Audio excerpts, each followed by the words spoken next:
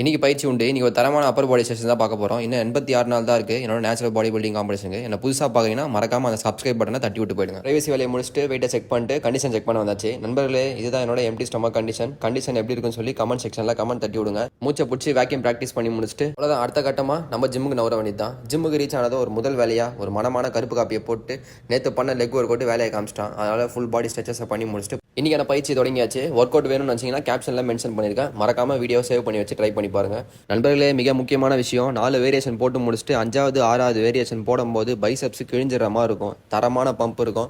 Work அவுட்டை முடிச்சுட்டு posing practice பண்ண வந்தாச்சு. நண்பர்களே, போசிங் தான் ரொம்ப ரொம்ப இம்பார்ட்டன்ட். உங்கள் ஃபிசிக்கை தூக்கி காட்டுறதே உங்களோட போசிங் தான். போசிங் முடிச்சுட்டு கார்டியோ வந்தாச்சு. 3 த்ரெட்மில்லுமே ஃபுல்லான காரணத்தால போய் சைக்கிள் பண்ணுறானா இல்லை தனியாக உட்காந்து பண்ண போர் அடிக்கும், வா ஒன்றாவே பண்ணலான்னா அவனை தலை மேலே அடிச்சு அமுச்சு விட்டு 40 நிமிஷம் கார்டியோவை பக்காவாக முடிச்சுட்டு அங்கேருந்து நடைய கட்டியாச்சு. புரதத்தை லோட் பண்ண வந்தாச்சு. 7 முட்டையை உள்ள தள்ளிட்டு ஒரு ஸ்கூப்பவே குழுக்கள் தட்டி எடுத்துட்டு மின்சார நண்பர் எடுத்துட்டு வீட்டுக்கு பயணம். Z1 நண்பர் பேக்கில் ஒரு விஷயத்தை பார்த்தேன், பயங்கரமாக இருக்கு நண்பர்களே. தேவையான சிக்கனை வாங்கிட்டு வீட்டுக்கு வந்தாச்சு. வீட்டுக்கு வந்ததோ எப்பவுமே லேட்டாக பண்ணுற ஒரு விஷயத்த இன்னைக்கு கொஞ்சம் சீக்கிரமாகவே பண்ணிட்டேன்.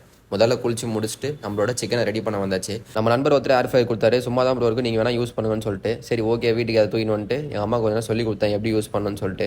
இதெல்லாம் நமக்கு செட் ஆகாது, நான் கேஸ்லேயே பண்ணிடுறேன்னு சொல்லிட்டு அவங்க சிம்பிளாக போயிட்டாங்க. ஏர் ஃப்ரையரில் டைமிங் முடிஞ்சு எண்டுன்னு காமிச்சிது. சிக்கன் எடுத்து வெளியே பார்த்தா நம்ம சிக்கனுக்கு எண்டு தான் நினச்சேன். டேஸ்ட் எப்படி இருக்க போது தெரிலன்னு. ஆனால் டேஸ்ட் வேறு லெவல் நண்பர்களே. சிக்கன் ரைஸ் கேரட் எடுத்துட்டு சாப்பிட்டு முடிச்சதும் மனசில் நீ ஏதோ ஒரு விஷயத்த நீ பண்ணவேலன்னு சொல்லிச்சு. என்னன்னு பார்த்தா இன்னைக்கு மின்சார நண்பருக்கு சார்ஜ் போட மறந்துட்டேன்.